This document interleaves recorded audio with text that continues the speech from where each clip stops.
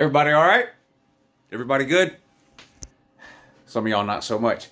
Happy Super Bowl Sunday. Yes, I will be watching the Super Bowl today. I watch Super Bowl every single year. I'm by no means the world's biggest NFL fan. I'm way more of a college football guy than NFL. In fact, I watch very little NFL football during the regular season because I'm watching so much college football. But usually around the time college football season ends, the playoffs, the NFL playoffs are kicking off. And I do watch NFL playoffs and, of course, Super Bowl. So I'll be watching that today.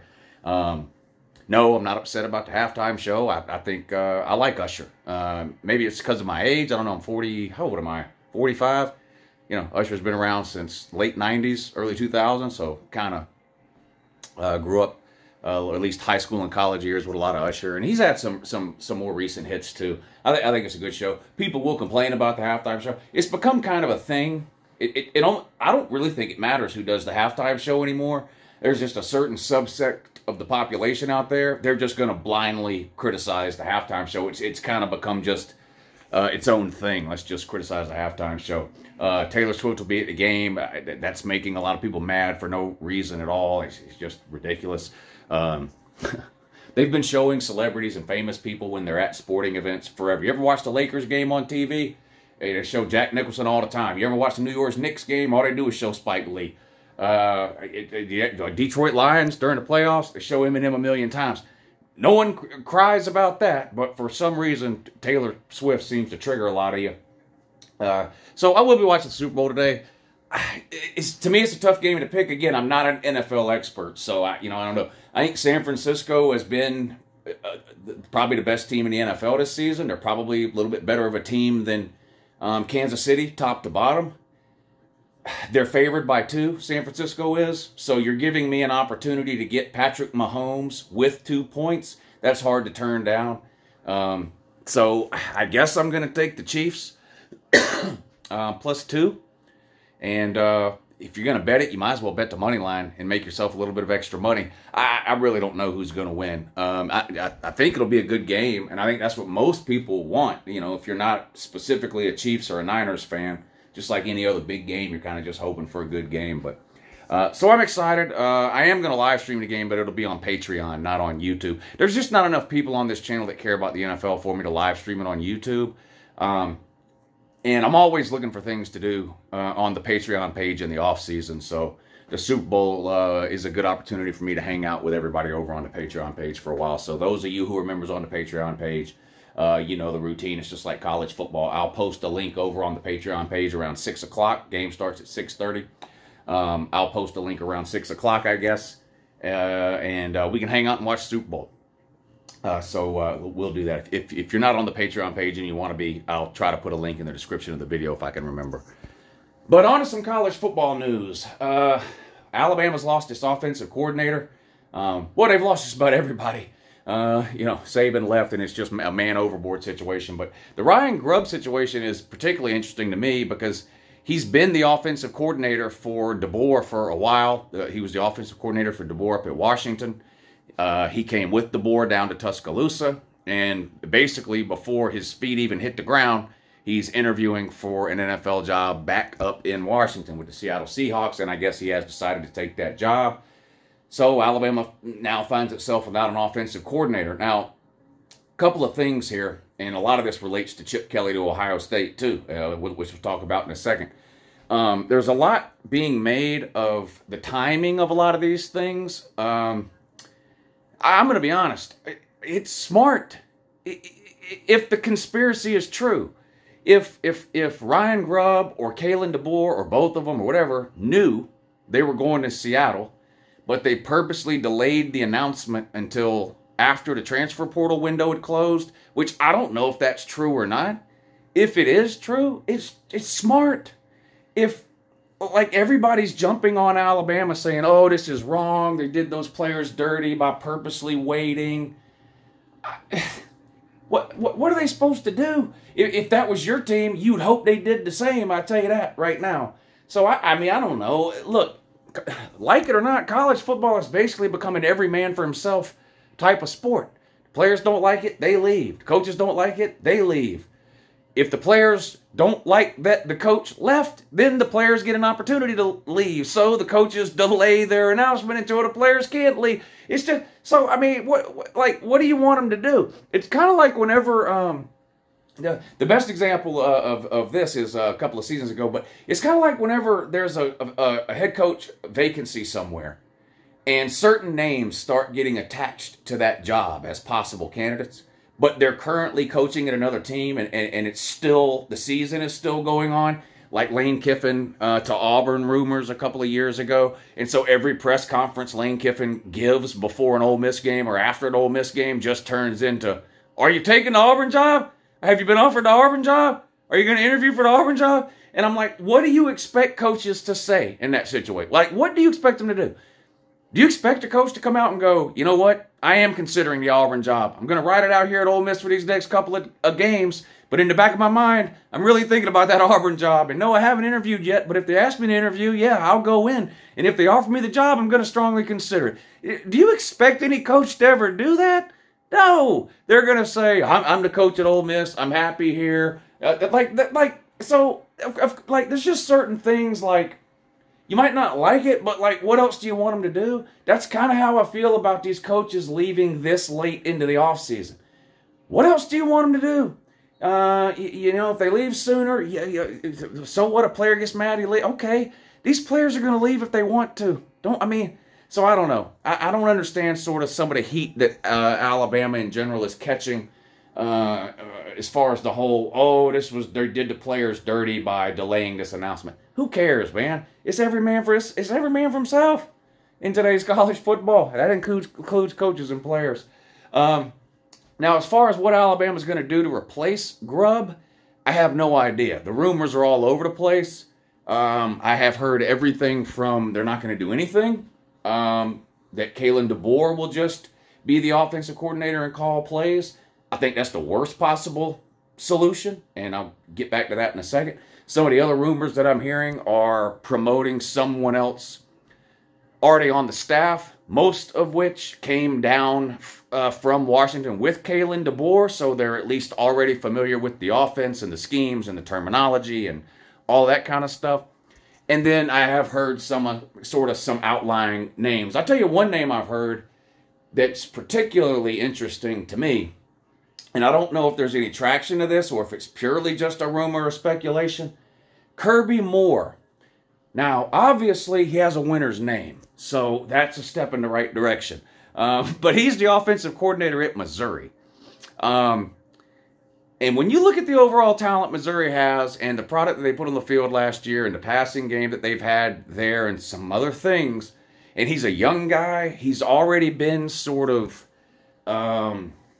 labeled as a future head coach, like he's supposed. Look, I'm not an expert on Kirby Moore. Everything I know about Kirby Moore, I read in the last hour on the internet. But supposedly he's very well liked in coaching circles, apparently. Considered a very smart offensive mind, and is destined for future head coach somewhere. And maybe somebody like that is interested in sort of, I know it would be a lateral move in terms of the job title, offensive coordinator at Missouri to offensive coordinator at Bama, but it would be a step up in terms of, sort of program cachet, if you will. So I've heard things all over. Now, as far as Kalen DeBoer not hiring anybody and just being his own offensive coordinator because it's his offense anyway, and I get it. I get that. And Kalen DeBoer's an amazing offensive mind. But this goes for any coach at any school anywhere, including Georgia or anywhere else. Today's college football is so convoluted. There is so much involved in being the head coach of a football team. I do not believe that any head coach anywhere should be his own coordinator, either offensive or defensive. Can the head coach still be heavily involved on one side of the ball or the other, depending on his expertise? Yes, of course. And there's plenty of examples of that. If you're an Alabama fan, Nick Saban. But let me ask you this. Who's the best defensive mind, do you think, of the last 30 years in college football? You're probably going to say Nick Saban. I would agree with you. Now tell me, how many years as a head coach did Nick Saban choose to not have a defensive coordinator? How many? 0? Okay. Yeah, thank you. Good morning. What about Lane Kiffin? Considered one of the brightest, youngest, most creative offensive minds in all of college football. Is he his own offensive coordinator? No. Charlie Weiss Jr. is the offensive coordinator at Ole Miss. Does that mean Lane Kiffin's got nothing to do with the offense or even play calling? No, it doesn't. Now, let's look at some examples, some sort of high-profile, famous examples of some head coaches who have been their own coordinator. Jimbo Fisher at Texas A&M. How did that work out? Not very well. He was forced at gunpoint, basically, to hire an offensive coordinator last year in Bobby Petrino. Too little, too late. He lost his job.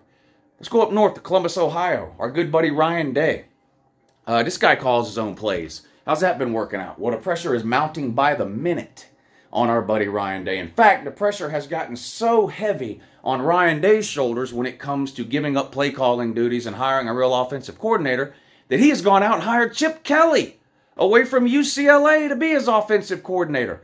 The list goes. Billy Napier at Florida. This fucking clown. He doesn't think he needs a coordinator. Anyway, the point is, this isn't 30 years ago. There is so much that goes into being a head coach. Non-football stuff that's year-round, fundraising. Never mind the recruiting. There's just so much you have to be involved in as the head coach of a football program, from administration aspects all the way down to the coaching aspects. I do not think any head coach in any major program in the country should be his own coordinator, either offensively or defensively. So I think it would be a terrible idea for Kalen DeBoer not to hire or name anyone as an offensive coordinator. Again, Kalen DeBoer can still be heavily involved in the offense. Hell, he can even call the plays on Saturdays if he wants to. But you need an offensive coordinator to do some of the offensive coordinator work during the week to free you up as a head coach to do the other things that only a head coach can do, or that a head coach is best suited to do. Fundraising, phone calls with boosters, meetings with boosters, recruiting, all of that kind of thing. So I think Alabama should definitely hire some offensive coordinator. I think they probably will. I'd be surprised if they didn't. I'm curious what Alabama fans think about my opinion on that. Would you be happy if they didn't hire an offensive coordinator and just had it with Kalen DeBoer? I wouldn't. I think Kirby's, now that Saban's gone, don't you think Kirby's one of, if not the best defensive minds in all of college football? How many years has Kirby Smart been a head coach without a defensive coordinator? 0. Not a single fucking one. I just think it's a bad idea. So, Chip Kelly to Ohio State. I'm going to admit, this is one of the most shocking ones to me. Chip Kelly, to me, it doesn't seem like somebody that would ever be willing to take a step down. I'm shocked at this move. I'm shocked at this move. Now, there are a lot of underlying issues, it appears, at UCLA. Maybe some relationship issues between Chip Kelly and some of the higher-ups at UCLA. Maybe they weren't seeing eye to eye on some things. Maybe UCLA not willing to fully commit to athletics and the football program in a way that Chip Kelly sort of wanted or thought that they needed to. There's a lot of reasons you can point to as to why Chip Kelly would be looking to leave UCLA.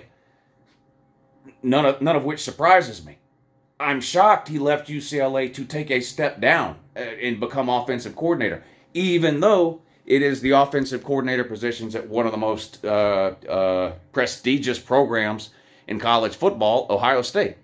I think this is a great move for Ohio State for the reasons I just talked about with Alabama and Kalen DeBoer. Ryan Day beating around the bush with the offensive coordinator job over the last few years, in my opinion, has been a complete disaster. And I've even heard from Ohio State fans that will tell me, yeah, I'm happy with our offense overall, generally. Not last year. Last year was bad. But generally, under Ryan Day, he's had a good offense, puts up a lot of points, scores a lot of yards. But what do they tell you? Situational play calling. Small details that get missed, right? Those kinds of things. You know why that happens? Because during the week, when you're supposed to be working on those small details, you can't, because you're the head fucking coach. And you're out at some boosters meeting or some touchdown club meeting giving a speech somewhere. And that's not Ryan Day's fault. You have to do that as a head coach in today's college football. You've got to be out there shaking the can 365 days a year for donations. In other words, you got to have an offensive coordinator. Now, there was a sort of a story that ended up being nothing, in my opinion, last year about Brian Hartline being elevated to play calling duties and offensive coordinator at Ohio State. And to me, that's the biggest question mark out of this whole Chip Kelly to Ohio State deal. What does this mean for Brian Hartline? Brian Hartline is one of the best recruiters in the country. He's been loyal to a fault to Ohio State. Of course, he played there. And he keeps getting passed over for these promotions. And it just makes you kind of scratch your head and wonder, how long is a guy like Brian Hartline going to sit around and basically be a recruiter and a wide receivers coach at Ohio State instead of taking a step up in terms of a job somewhere else? He's been offered jobs and he's always turned them down. But man, going out and bringing in Chip Kelly, I do wonder what goes through Brian Hartline's mind when he hears that. Because that's a job Brian Hartline has wanted. He wants to be the offensive coordinator at Ohio State. He wants to be the play caller at Ohio State. Why? That's the best step to becoming head coach. Yes, some people become head coaches without ever being a coordinator, but the overwhelming majority of college football head coaches were a coordinator before they became a head coach. Again, there are a few exceptions. Shane Beamer at South Carolina was never an offensive or defensive coordinator. He was a special teams coordinator. But anyway, interesting world we're living in when it comes to college football these days. These are some of the latest coaching moves I can remember seeing in a long, long time. I mean, you have the Northwestern thing from last year that happened like in June, but that wasn't voluntary. I mean, they were told to leave because of the hazing or whatever, the whole ding-a-ling car wash deal up at North. I'm sorry. I can't get enough college basketball. I'm telling you. Don't look now, but Uncle Lou is becoming a little bit of a college basketball fan. I have watched so much college basketball the last 2 weeks. And I started betting on the games just to kind of give me a reason to watch. And I'm not going to lie, I've taken some beatings. The bookie I use, we settle up weekly. Every Monday morning we settle up. So like the last 2 Mondays, I've owed him money over the course of the week. I've had to pay him some money. But tomorrow, he's got to pay Uncle Lou. I'm up $900 betting college basketball and a couple of NBA games this week. So, I don't know. Don't look now. But Uncle Lou College Basketball channel might be coming soon. No, I'm just kidding. I'm just kidding. I hit a big one earlier today in the... you wouldn't believe some of these college basketball games I'm betting on. FAU versus Wichita State. FAU, this is crazy. FSU was a FAU, Florida Atlantic, was a 7.5-point favorite on the road at Wichita State. The over-under was 148.5, okay? I thought I was going to lose this thing. I thought I was going to lose. The game ends up, after regulation, tied at 74 to 74. The game was tied 74 to 74 at the end of regulation. That's 148 points. The over-under was 148.5. I bet the over. So I was a half a point off the over. I also bet FAU minus 7.5. So at the end of regulation, I really had lost both of those bets. I missed the over-under by half a point, and I missed FSU minus 7.5 by 7.5 points because it was tied. But then we went to overtime. And FAU went on a just ridiculous run, and FAU ended up blowing them out in overtime, and I parlayed it. So it was a 2-bet parlay. FAU minus 7.5, and the total score over 148.5, and it hit. But only because it went to overtime, though. I'm sick. I'm a degenerate. Super Bowl tonight at 6:30. Have a great day.